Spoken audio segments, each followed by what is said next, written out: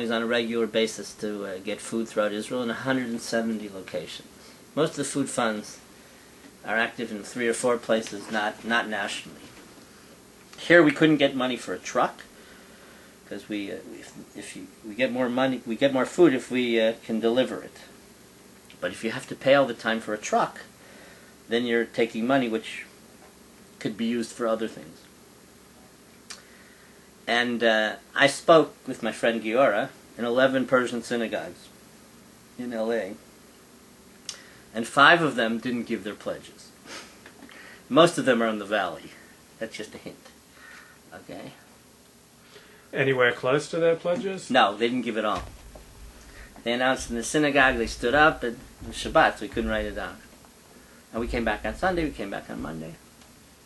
This is what I talk about, proven commitment to the Jewish people. Whereas in Great Neck, we went to the poor synagogue, where opening of the Torah starts at $5,000 bidding, and we did well there. Is that on Rosh Hashanah? No, that's on regular Shabbat morning. Really? The LA Jewish community has no idea who these people are, and many of them how affluent they are. You know the two, 3 biggest names. Wow. On the one hand, the Persian Jewish community in Los Angeles is an amazing success story. They came from Iran with very few assets, and they've become affluent. Well, not exactly. They left affluent, a lot of them, in middle class. No, you had these poor Jews, like from the ones from Shiraz, who became affluent here, or affluently middle class. And then, as Jimmy Delshid says, you have many people many Persian Jews, and even in Beverly Hills, who live in rented apartments and can't pay their rent. But you have tremendous wealth, and the Jews, they're really not an integral part of the Jewish community. And the Jewish community can't really relate to them. It all goes back to problems of East and West. So the Persian Jewish community in Los Angeles doesn't really feel a part of the integrated Jewish community. Well, they do. It depends where, but I would say they have their own culture. They have their own. Why are they starting storefronts all the time? You know. But they want to pray the way they want to pray. There's some minyanim who are based on city of origin. They don't like the tune. If they're from Shiraz, they don't like the tunes from Isfahan. You know? So that's something to understand also. But I mean, most of them are not big givers to Federation, are not involved in that. They have their own circles, you know. Like the 30 years after, they want to make a civic input, but the question is, what is their Jewish input? What is their input to retain their Jewish culture? I won't even call it Sephardi or Mizrahi. You know, that's the question. You know, they haven't established families yet.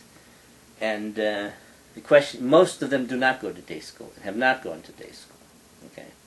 And this is, as we know, and most of the people listening to this, as Orthodox Jews, you know that when you're not going to day school, you're going to drift away.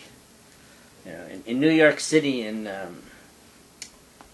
what's it called, Ocean Parkway, amongst the Syrian Jews, or amongst the Aleppo Jews.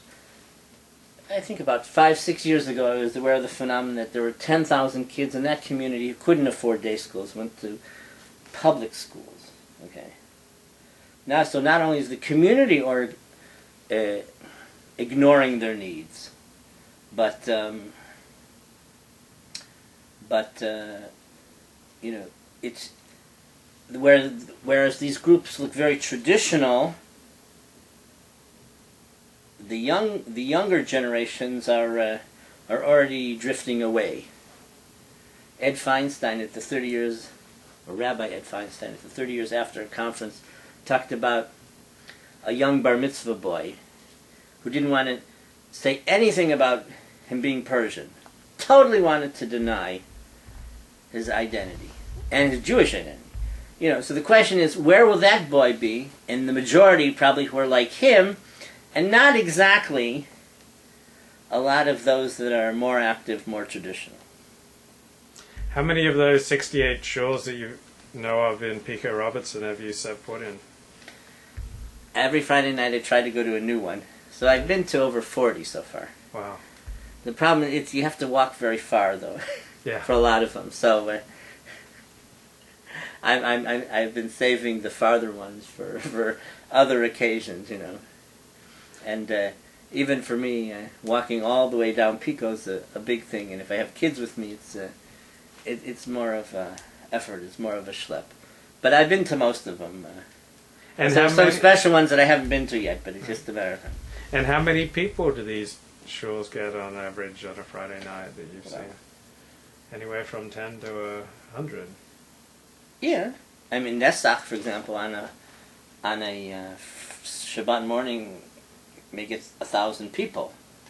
You know, so for sure, the Persian Jews, there are a lot.